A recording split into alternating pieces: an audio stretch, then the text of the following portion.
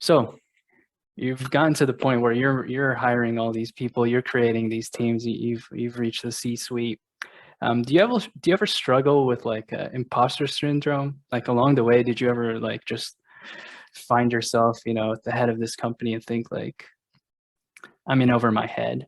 And how do you deal with that? Because I think it's a thing a lot of professionals struggle with. I know in the legal field, I hear it all the time, where lawyers are like, young lawyers are just like, I don't know what I'm doing, and they just start beating themselves up. How did you deal with that if you ever experienced it?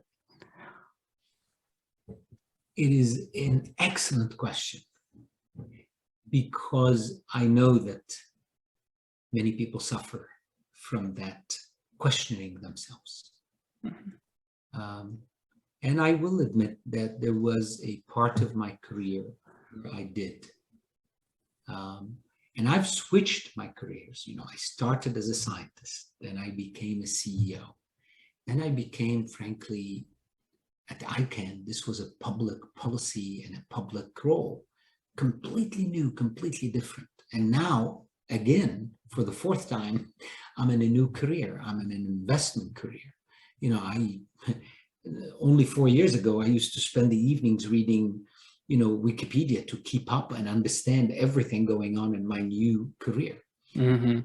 So switching careers was very helpful for me to, frankly, to develop some intellectual humility, to enter a new field when you're 50, 52, 53, and start all over.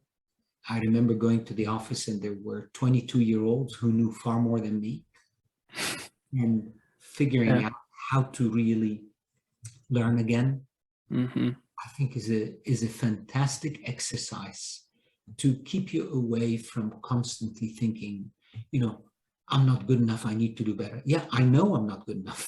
I wake up every day and I say, I need to be better at what I do, learn again, Mhm. start again. My mother just turned 95, but when she was 91, she went back to college, Wow. right?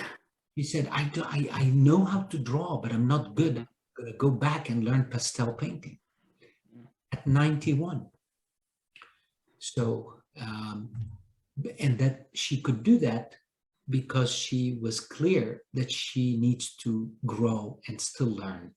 So I'll finish answering the question by saying the following. The way I cured this fear of I'm not good enough, am I really up to the task, was to never actually think that I'm that good, but to always think that I'm on the way to get good. And I have to work harder all the time to improve myself. Um, that's been my little secret way of never falling into, am I good enough? The other thing, and it's the other side of that coin, is when you really do a lot of what you do every day with the others in mind, then it's less about you and you think less about whether you're good enough. So if you're doing the work and thinking, how do I help this customer? How do I put this vendor at ease about, finishing their supply chain work that they're behind? How do I help this employee, lift their knowledge in that area? How do I help? If you are thinking that what you do is at the service of others, it actually relieves the pressure people feel personally about how they're performing.